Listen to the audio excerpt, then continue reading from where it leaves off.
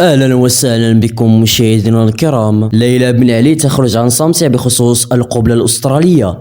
إليكم التفاصيل، ولكن قبل بدنا ندعوكم مشاهدينا الكرام بالاشتراك في القناة وتفعيل زر الجرس. نفت وزيرة انتقال الطاقة والتنمية المستدامة ليلى بن علي أي صلة لها بالصورة التي نشرتها صحيفة زي أستراليان، وزعمت أنها تجمع بين الوزير بن علي ومدير مجموعة فورتسكيو رجل الأعمال الأسترالي أندرو فورست، وهما يتبادلان قبلة حميمية جدا.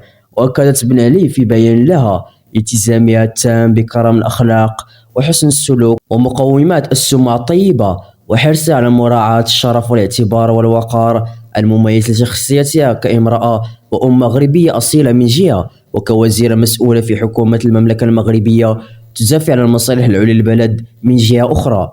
وأبرزت أن نفيها لا يأتي عقب المنشور المسيء الذي تم عرضه بإحدى الجرائد الأجنبية المسماة زي أستراليين، وتم تداوله دون التحقق من مصداقيته من طرف بعض الصفحات والمنابر الإعلامية الوطنية، والذي تضمن صورة شخصين رجل وامرأة مصحوبة بتعليق مفاده أن الأمر يتعلق بوزير انتقال الطاقة والتنمية المستدامة في الحكومة المغربية ورجل أعمال أسترالي، مؤكدة أن الأمر لا يعود أن يكون مجرد ادعاء زائف وعار من الصحة تماما.